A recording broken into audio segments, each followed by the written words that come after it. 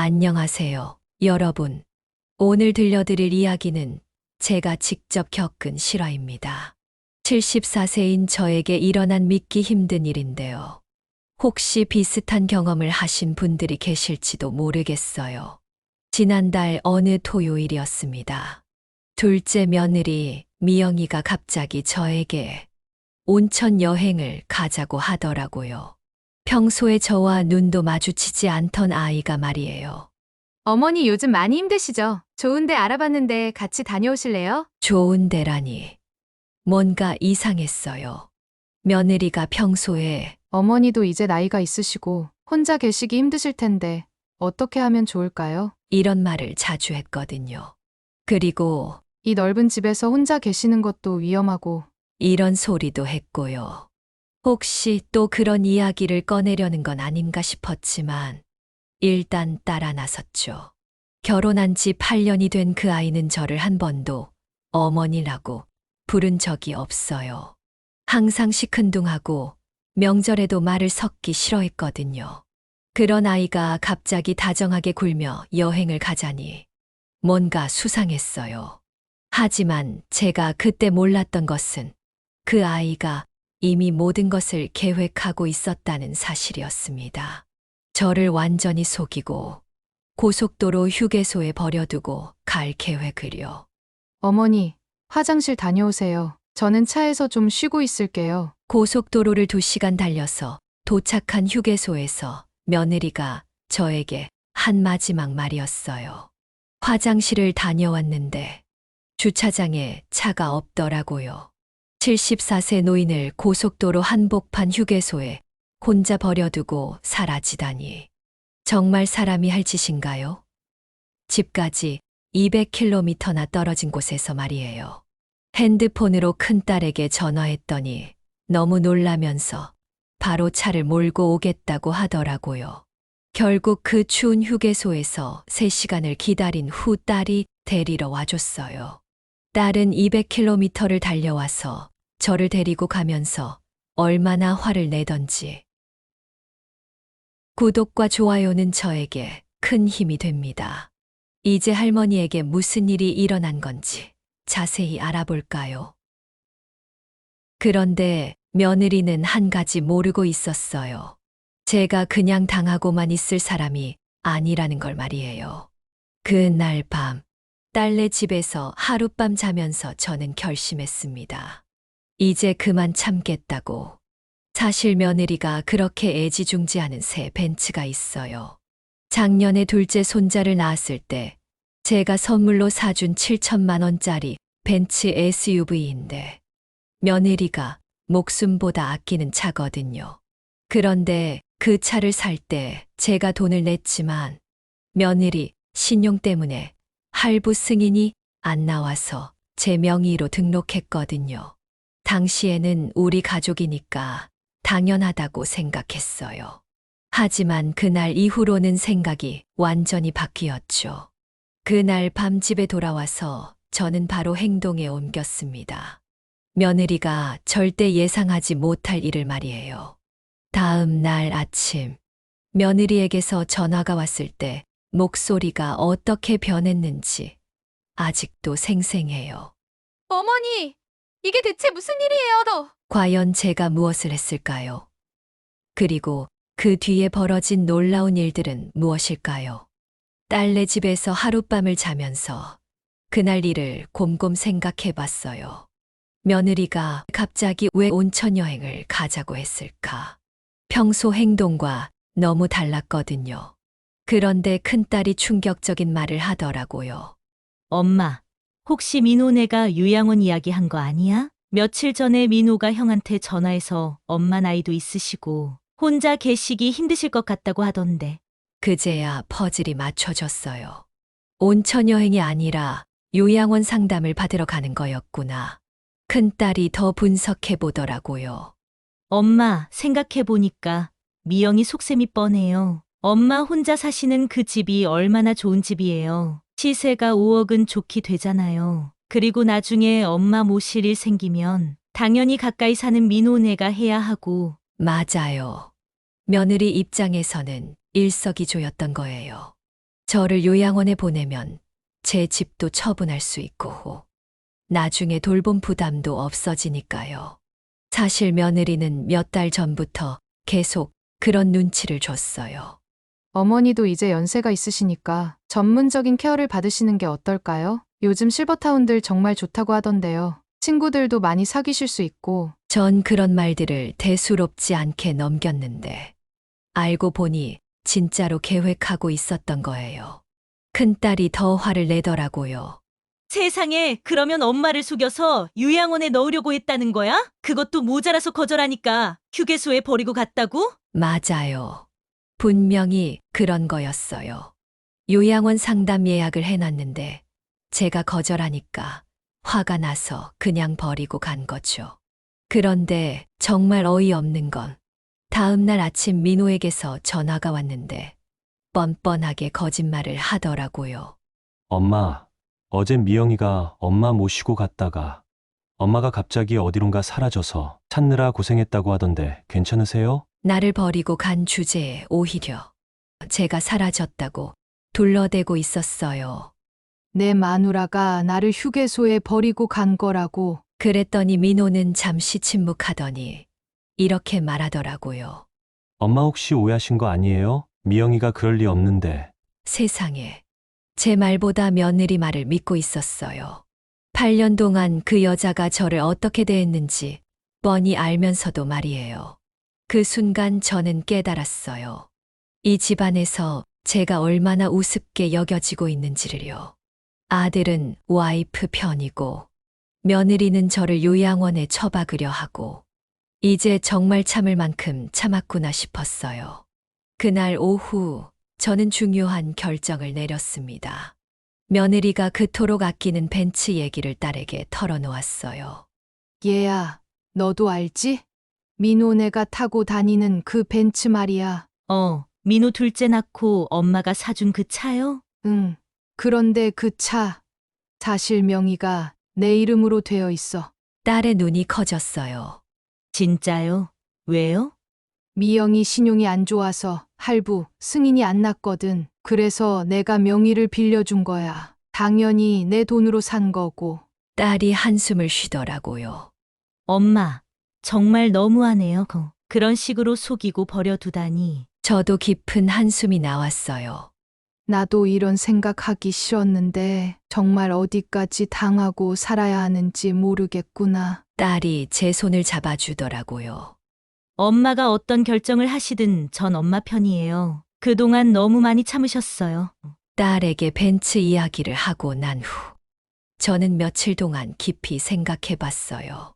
정말로 이런 일을 해도 될까? 하지만 며느리가 저에게 한 짓을 생각하면 화가 다시 치밀어 올랐어요. 그 벤츠에 얽힌 이야기를 자세히 말씀드릴게요. 작년 여름 민호네가 둘째를 낳았을 때였어요. 며느리가 처음으로 저에게 애교 섞인 목소리로 전화를 했어요. 어머니, 아기도 태어났고 해서 차를 바꾸려고 하는데 벤츠 SUV를 보고 있어요. 아이들 안전을 생각하면 좋은 차를 타야 할 것 같아서요. 그때까지만 해도 며느리가 마음을 바꾼 줄 알았어요. 손자도 태어났으니 이제 진짜 가족이 된 거라고 생각했죠. 얼마나 하는데? 7천만 원이에요. 할부로 하려고 하는데 그 금액을 듣고 깜짝 놀랐지만 손자 안전을 위한다니까 마음이 움직였어요.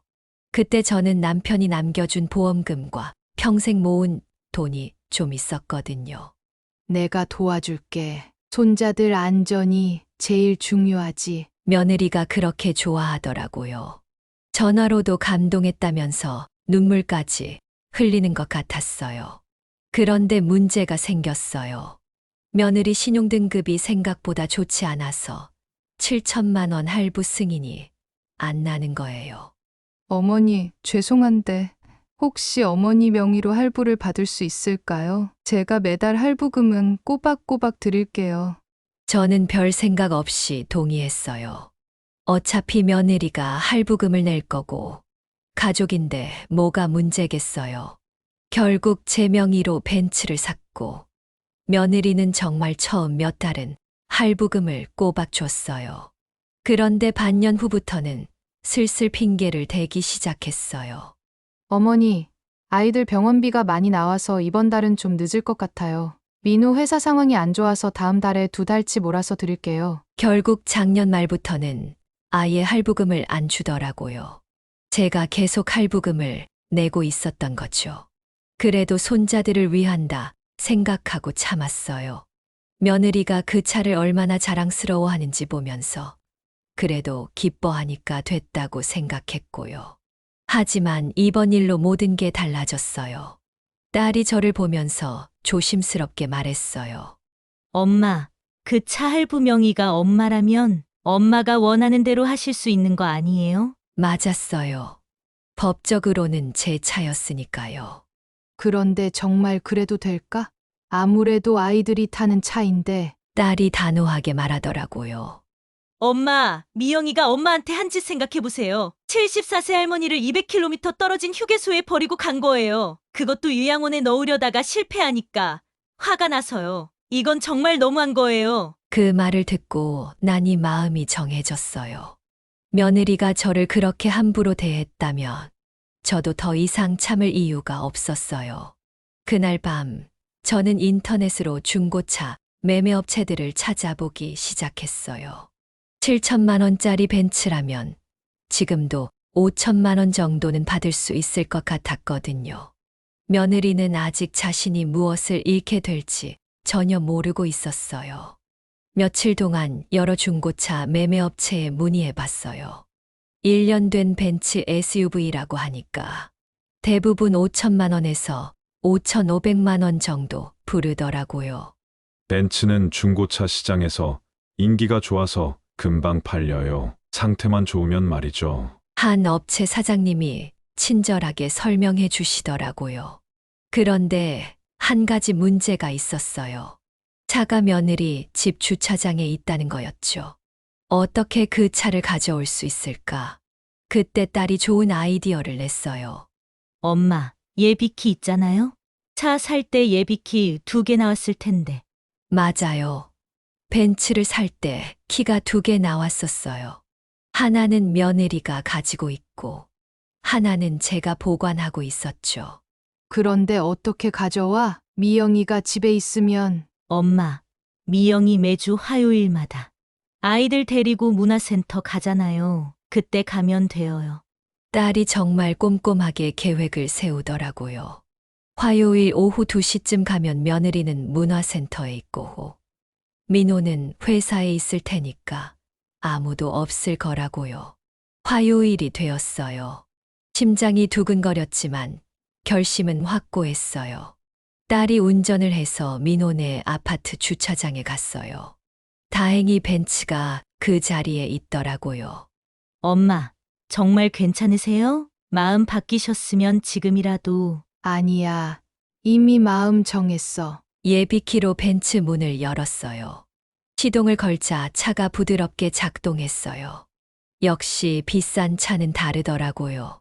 제가 벤츠를 운전하고 딸이 자기 차로 뒤따라왔어요. 중고차 매매업체까지 가는 30분 동안 정말 복잡한 심정이었어요. 내가 정말 이런 일을 하고 있는 게 맞나? 하지만 휴게소에서 혼자 기다렸던 그 3시간이 계속 생각났어요. 74세 노인을 그렇게 버려두고 갈 수 있는 사람이라면 저도 더 이상 예의를 지킬 필요가 없다고 생각했어요. 매매업체에 도착해서 차를 보여줬더니 사장님이 꼼꼼히 살펴보시더라고요. 차 상태가 정말 좋네요. 5,300만 원에 매입하겠습니다. 예상보다 높은 가격이었어요. 언제 돈을 받을 수 있나요? 서류만 정리하면 당일에 입금해드립니다. 할머님 명의니까 문제 없어요. 차량 등록증을 건네주고 앉았습니다. 서류 작성하는 동안 딸이 제 손을 꼭 잡아줬어요. 엄마 잘하셨어요. 미영이가 그동안 너무했어요. 서류를 다 작성하고 차키를 넘겨주는 순간 정말 끝났다는 느낌이 들었어요. 집으로 돌아가는 길에 딸이 물어보더라고요. 엄마, 미영이가 알게 되면 어떻게 하실 거예요? 글쎄 그때 가서 생각해보자. 사실 저도 두려웠어요. 며느리가 얼마나 화를 낼지, 하지만 이미 저지른 일이었어요. 그날 저녁 통장에 5,300만 원이 입금됐다는 문자가 왔어요. 그 순간 정말 실감이 났어요. 정말로 해버렸구나. 며느리는 차가 없어진 걸 언제 알게 될까? 그리고 그때 무슨 일이 벌어질까? 생각만 해도 무서웠지만 한편으로는 속이 시원한 것도 사실이었어요. 차를 판 지 이틀 후인 목요일 오후였어요. 저는 집에서 조용히 책을 읽고 있었는데 갑자기 휴대폰이 미친 듯이 울리기 시작했어요. 발신자는 며느리였어요. 심장이 쿵 떨어졌지만 깊숙이 숨을 들이마시고 전화를 받았어요. 여보세요? 어머니, 어머니 지금 어디 계세요? 며느리 목소리가 완전히 돌아버린 것 같았어요. 소리를 지르면서 거의 울부짖는 수준이었어요. 집에 있는데 왜 그러니? 차가 없어졌어요. 벤츠가 없어졌다고요. 연기라도 하는 듯 침착하게 대답했어요. 차가 없어졌다고? 어디서? 주차장에서요. 어제까지 분명히 있었는데 오늘 보니까 없어요. 혹시 어머니가 가져가신 건 아니죠? 그 순간이었어요. 며느리가 저를 의심하기 시작한 거죠. 내가 왜 내 차를 가져가겠니? 나는 운전도 잘 못하는데. 그게 어머니 명의로 되어 있잖아요. 며느리 목소리가 점점 작아지더라고요. 이미 눈치챈 것 같았어요. 그래, 내 명의지. 그런데 그게 어쨌다는 거냐? 어머니 설마 팔아버린 건 아니죠? 이제 더 이상 숨길 이유가 없었어요. 그래, 팔았다. 며느리가 잠시 말이 없더니 갑자기 괴성을 지르기 시작했어요. 어떻게 그럴 수가 있어요? 저희한테 한마디도 없이. 한마디? 내가 나를 휴게소에 버리고 갈 때는 한마디 했더냐? 그건 다른 문제잖아요. 뭐가 다른 문제야? 내 명의 차를 내가 팔겠다는데 뭐가 문제냐? 며느리가 완전히 이성을 잃었어요. 돌려주세요. 당장 돌려달라고요. 그 차 없으면 저희는 어떻게 살아요? 너희가 어떻게 사는지 나는 관심 없다. 내 차를 내가 팔았어. 뭐가 문제냐? 그러자 며느리가 협박을 하기 시작했어요. 어머니, 이건 정말 너무하시는 거예요. 민우한테 말할 거예요. 아주버님한테도 다 말할 거라고요. 그래, 누구한테든 말해라. 내가 뭘 잘못했는지 나도 궁금하다. 며느리가 잠시 말이 없더니 갑자기 울먹이는 목소리로 바뀌었어요. 어머니, 제발요. 아이들도 있고 그 차가 저희한테는 정말 소중한 거예요. 이제 와서 불쌍한 척하는 모습이 더 역겨웠어요. 소중하다고? 그럼 할부금을 왜 안 줬니? 계약금도 3천만 원이나 내가 내고 할부금도 6개월째 내가 혼자 내고 있는데. 그건 죄송해요. 앞으로 꼬박꼬박 드릴게요. 제발 차만 돌려주세요. 이미 늦었다. 벌써 다른 사람 차가 됐어. 며느리가 다시 폭발했어요. 어머니가 지금 뭘 하시는 건지 아세요? 이건 절도예요. 절도. 그 말에 제가 화가 났어요. 절도? 내 이름으로 된 내 차를 내가 팔았는데 그게 절도니? 너야말로 6개월 동안 내 차를 공짜로 타고 다닌 게 절도 아니니? 며느리가 할 말이 없어졌는지 한참 동안 말이 없었어요. 그러더니 마지막에 이렇게 말하더라고요. 어머니, 이제 정말 끝장이에요. 저희는 이제 어머니를 어머니로 생각하지 않을 거예요. 그 말을 듣고 저는 쓴 웃음이 나왔어요. 그래, 좋다. 나도 너를 며느리로 생각하지 않을 테니까. 그리고 전화를 끊어버렸어요. 며느리와 전화를 끊고 1시간도 안 되어서 민호에게서 전화가 왔어요. 엄마 미영이한테 들었는데 정말 차를 파버리신 거예요? 목소리가 완전히 기가 죽어 있었어요. 평소 활기찬 민호와는 전혀 다른 모습이었죠. 그래, 팔았다. 엄마 왜 그러셨어요? 저희한테 한마디라도 말씀해 주시지. 한마디? 내 와이프가 나를 휴게소에 버리고 갈 때는 한마디 했더냐? 민호가 깊은 한숨을 쉬더라고요. 그것 때문에 그러시는 거예요? 엄마, 미영이도 잘못 생각해서 그런 거고. 잘못 생각해서 74세 노인을 200km 떨어진 휴게소에 버리고 가는 게 잘못 생각해서 할 수 있는 일이니? 엄마, 미영이가 그때 머리가 복잡해서 요양원 상담도 엄마 위해서 생각한 거고. 그 말을 듣는 순간 정말 기가 막혔어요. 나를 위해서 내 집 팔아서 요양원비 마련하고 너희는 돌봄 부담 없애려고 한 게 나를 위해서라고? 엄마, 그게 아니라 엄마도 나이가 있으시니까. 민호야, 지금 내 와이프 편 드는 거니? 민호가 한참 말이 없었어요. 그러더니 조심스럽게 말했어요. 엄마, 저는 아무 편도 안 들어요. 그냥 가족끼리 이렇게 싸우지 맙시다. 차는 어쩔 수 없이 팔린 거니까 다른 차를 새로 사면 되잖아요. 다른 차를 새로 산다고? 그럼 그 돈은 누가 내는데? 제가 할부로라도 사겠어요. 참 착한 아들이에요. 하지만 그게 문제였어요. 너무 착해서 아내 말에 휘둘리는 거였죠. 민호야, 내 와이프가 나한테 한 짓이 뭔지 정말 모르겠니? 이건 단순히 차 문제가 아니야. 엄마, 미영이도 많이 반성하고 있어요. 앞으로는 정말 잘할 거예요. 반성. 방금 전 전화에서 나를 절도범이라고 했는데 민호가 놀란 목소리로 말했어요. 네, 그런 말을 했다고요? 그래, 나를 절도범이라고 했어. 그리고 앞으로 어머니로 생각하지 않겠다고도 했고 민호가 한참 말이 없었어요. 그러더니 이렇게 말하더라고요. 엄마, 일단 제가 미영이한테 잘 말해볼게요. 그러니까 너무 화내지 마시고. 너 정말 끝까지 와이프 편 들 거냐? 엄마, 그게 아니라 저희가 부부잖아요. 아이들도 있고. 그 말을 듣는 순간 모든 게 확실해졌어요. 민호는 아무리 와이프가 잘못해도 와이프 편이었어요. 알겠다. 너는 내 와이프가 중요하고 나는 그냥 없어도 되는 늙은이구나. 엄마, 그런 말씀 마세요. 아니야. 이제 확실히 알겠어. 나는 너희에게 짐이었구나. 그래서 요양원에 넣으려고 했던 거고. 민호가 울먹이는 목소리로 말했어요. 엄마, 정말 그런 게 아니에요. 엄마는 제게 가장 소중한 분이에요. 소중하다면서 왜 나를 버리고 갔을 때 뭐라고 안 했니? 왜 지금도 와이프 편만 드는 거야? 민호가 대답을 못했어요. 그래서 제가 말했어요. 민호야, 앞으로 나는 너희 가족 일에 끼어들지 않을 테니까 너희도 내 일에 간섭하지 마라. 이제 우리는 남이야. 엄마. 전화를 끊어버렸어요. 그날 밤 큰아들 민수에게서 전화가 왔어요. 엄마, 민호한테 들었는데? 정말 그런 일이 있었어요?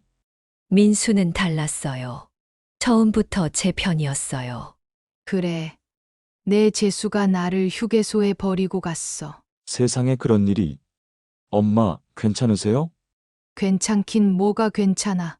그런데 더 기가 막힌 건 내 동생이야. 자기 마누라 편만 들어. 민수가 화를 내더라고요. 민호 그 녀석이 정말. 엄마, 제가 민호한테 제대로 얘기할게요. 그리고 재수 씨한테도 사과받을게요. 고맙다, 민수야. 내가 있어서 다행이다. 그날부터 우리 집안은 완전히 갈라졌어요. 차를 판 지 일주일 후 정말 예상치 못한 일이 벌어졌어요. 금요일 오후 현관문을 두드리는 소리가 들렸어요. 누군가 했더니 며느리와 민호가 함께 왔더라고요. 문을 열자마자 며느리가 제 앞에 무릎을 꿇었습니다. 어머니, 정말 죄송합니다. 제가 잘못했어요. 갑자기 무슨 바람이 부는 건지. 하지만 저는 이미 며느리의 본심을 알고 있었어요. 일어나거라. 무릎 꿇는다고 해결될 일이 아니야. 며느리가 울면서 말했어요. 어머니, 제발 차만 다시 사주세요. 아이들이 학원도 못 가고 병원도 못 가고 정말 힘들어요. 그럼 버스 타고 다녀라. 나도 젊을 때 버스 타고 다녔어. 그러자 며느리 표정이 순간 바뀌더라고요. 역시 가식이었어요. 어머니도 좀 이해해주세요. 저도 사람이에요. 그날은 정말 머리가 복잡해서. 머리가 복잡하면 노인을 휴게소에 버려도 되는 거니? 그건 정말 죄송하다고 했잖아요. 목소리가 점점 날카로워지더라고요. 역시 본성은 못 숨기는 거였어요. 민호가 중간에서 말렸어요. 미영아, 진정해. 엄마, 미영이가 정말 반성하고 있어요. 우리가 차 살 돈이 있긴 한데 시간이 좀 걸려서. 돈이 없으면 없는 대로 살면 되지. 내가 왜 또 도와줘야 하니? 그때 며느리가 결정적인 말을 했어요. 어머니는 정말 인정이 없으세요. 저희가 그동안 어머니한테 얼마나 잘했는데. 잘했다고? 언제 잘했다는 거야? 결혼하고 8년 동안 명절 때마다 찾아뵙고 생신 때도 챙기고 제가 웃음이 나왔어요. 명절 때 와서 밥만 먹고 가고 생일 때는 케이크 하나 들고 와서 사진만 찍고 가는 게 잘한 거냐? 그럼 어떻게 하길 원하세요? 저도 제 생활이 있는데. 내 생활이 있으면 나를 휴게소에 버려도 되는 거야? 아, 그것 가지고 언제까지 그러실 거예요? 제가 사과했잖아요. 그 순간 저는 정말 화가 머리끝까지 올랐어요. 사과했다고? 그게 사과냐? 내가 진짜로 미안하다고 생각하니? 며느리가 대답을 못하고 있는데 제가 계속 말했어요. 너는 지금도 내가 과민 반응한다고 생각하고 있지?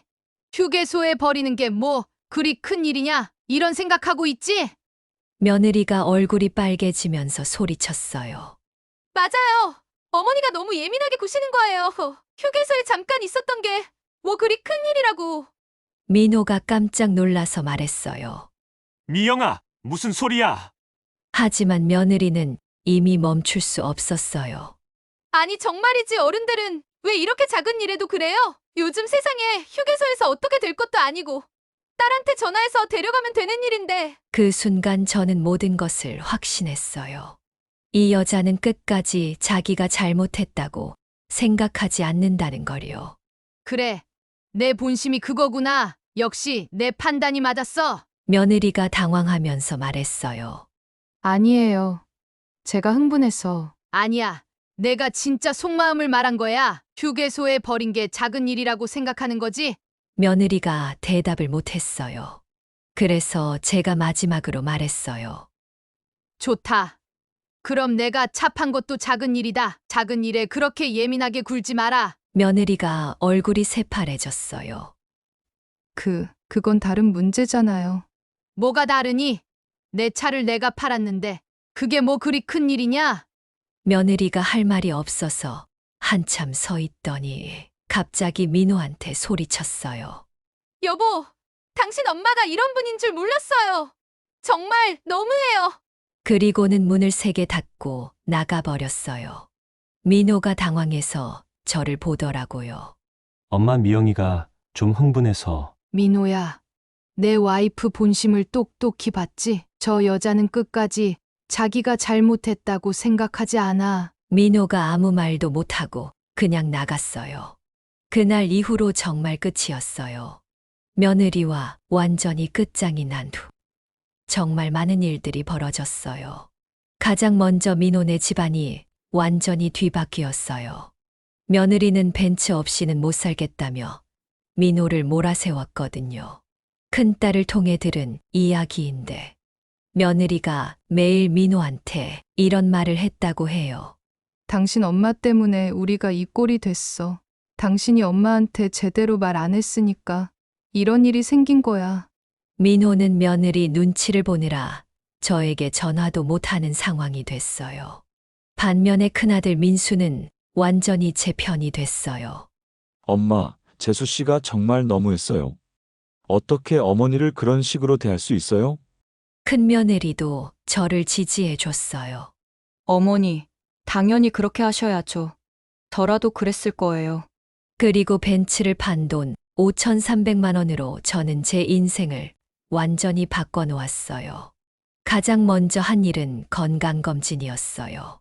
종합병원에서 정밀검사를 받았는데 다행히 큰 문제는 없다고 하더라고요.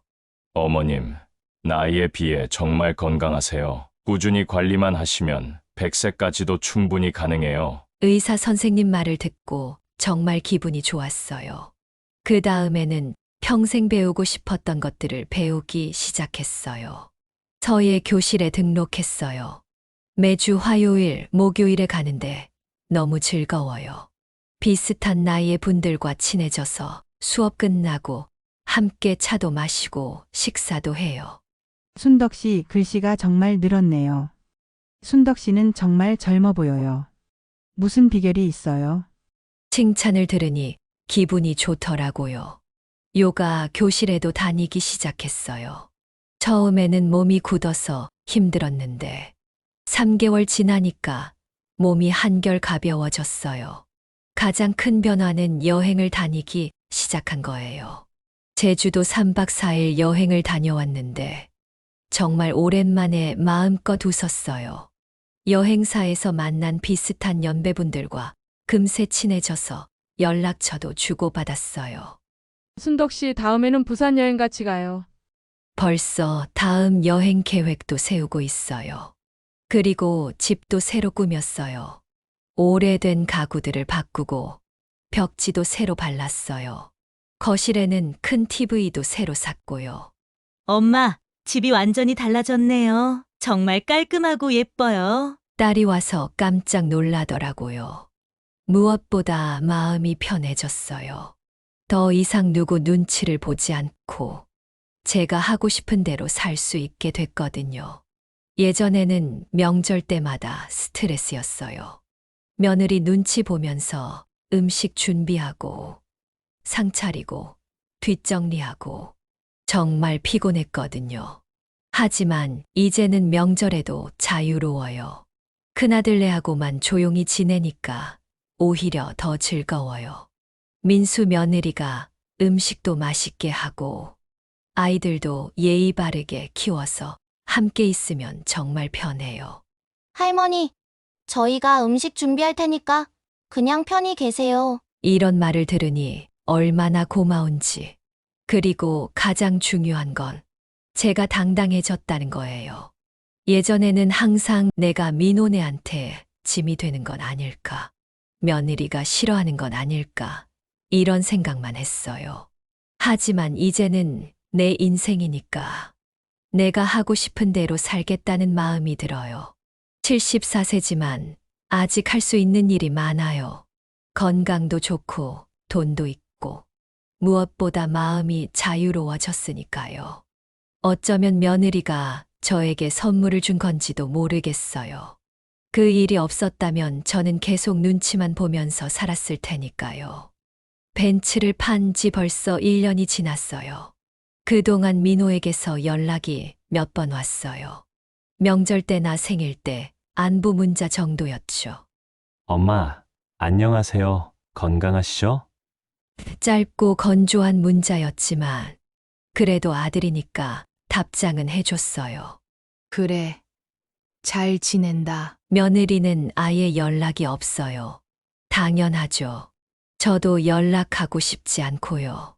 손자들이 그리워서 한두 번 민호네 집 앞을 지나가 본 적이 있어요. 아이들이 놀이터에서 놀고 있는 걸 멀리서 봤는데 많이 컸더라고요. 마음이 아프긴 했지만 그래도 후회는 안 해요. 제가 선택한 길이니까요. 오히려 큰아들네 손주들과 더 가까워졌어요. 매주 주말마다 만나서 놀아주고 맛있는 것도 해주고 정말 행복해요. 할머니, 우리 할머니가 세상에서 제일 좋아. 이런 말을 들으면 정말 뿌듯해요. 그리고 지금 저는 정말 바쁘게 살고 있어요. 월요일, 수요일, 금요일은 요가와 수영을 해요. 화요일, 목요일은 서예 교실에 가고요. 주말에는 여행을 다니거나 큰아들네와 시간을 보내죠. 벌써 제주도, 부산, 경주, 전주 여러 곳을 다녀왔어요. 다음 달에는 친구들과 함께 일본 여행도 계획하고 있어요. 순덕 씨, 정말 젊어 보여요. 무슨 비결이 있어요? 주변 분들이 자꾸 물어보세요. 비결이라면 스트레스를 안 받고 사는 거예요. 더 이상 누구 눈치 안 보고 제가 하고 싶은 대로 살아서 그런 것 같아요. 가끔 이런 생각을 해요. 만약 그때 며느리가 저를 휴게소에 버리지 않았다면 어떻게 됐을까? 아마 저는 계속 참고 살았을 거예요. 며느리 눈치 보면서, 민호 눈치 보면서 제 인생을 제대로 살지 못했을 거예요. 그런 면에서는 며느리한테 고마워야 할지도 모르겠어요. 덕분에 진짜 제 인생을 찾았으니까요. 그런데 1년이 지나면서 조금씩 마음의 변화가 생기기 시작했어요. 아무리 며느리가 잘못했다고 해도 민호는 제 아들이고 그 아이들은 제 손자들이잖아요. 혹시 제가 너무 과하게 한 건 아닐까? 이런 생각이 들기 시작했어요. 특히 손자들 생각이 많이 났어요. 아이들은 뭘 잘못했다고 그러던 중에 정말 예상치 못한 일이 벌어졌는데 작년 가을 민호네 둘째가 갑자기 아파서 응급실에 실려간 거예요. 큰딸을 통해서 그 소식을 들었는데 아이가 고열로 경기를 일으켜서 응급실에 갔다고 하더라고요. 아무리 며느리가 밉다고 해도 손자가 아픈데 어떻게 모른 척할 수 있겠어요. 바로 병원으로 달려갔어요. 응급실에 도착하니 민호와 며느리가 아이 곁에서 지켜보고 있더라고요. 둘 다 얼굴이 새파랗게 질려 있었어요. 제가 나타나니까 며느리가 깜짝 놀라더라고요. 어머니, 민호도 당황한 표정이었어요. 엄마, 어떡해? 아이가 아프다는데 어떻게 안 오겠니? 그때 며느리가 갑자기 울기 시작했어요. 어머니 죄송해요. 정말 죄송해요. 아이 걱정에 정신이 없었는지 그동안 쌓였던 감정이 한꺼번에 터진 것 같았어요. 그동안 정말 잘못했어요. 어머니한테 너무 심했어요. 저도 손자가 아픈 게 너무 걱정되어서 화날 겨를이 없었어요. 다행히 아이는 금세 괜찮아졌어요. 열만 났지 큰 병은 아니었거든요. 그날 밤 민호가 저에게 말했어요. 엄마, 그동안 정말 죄송했어요. 미영이도 많이 반성하고 있어요. 그래, 알겠다. 그리고 며느리도 조심스럽게 말을 꺼냈어요. 어머니, 제가 정말 잘못 생각했어요. 그때 일은 변명의 여지가 없어요. 어머니한테 용서받을 자격도 없지만 기회를 주신다면 정말 잘해보고 싶어요. 사실 저도 그동안 손자들이 너무 그리웠거든요. 좋다 하지만 조건이 있다. 네, 말씀하세요. 다시는 나를 함부로 대하지 마라. 그리고 요양원 이야기는 꺼내지도 마라. 네, 알겠어요. 그 이후로 조금씩 관계가 회복되기 시작했어요. 며느리는 정말 많이 달라졌어요.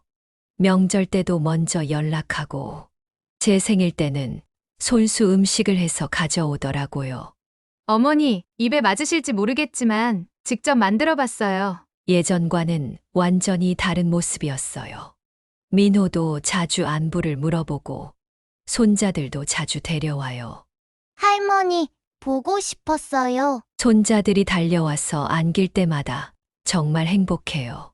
하지만 저는 예전처럼 되돌아가지는 않았어요.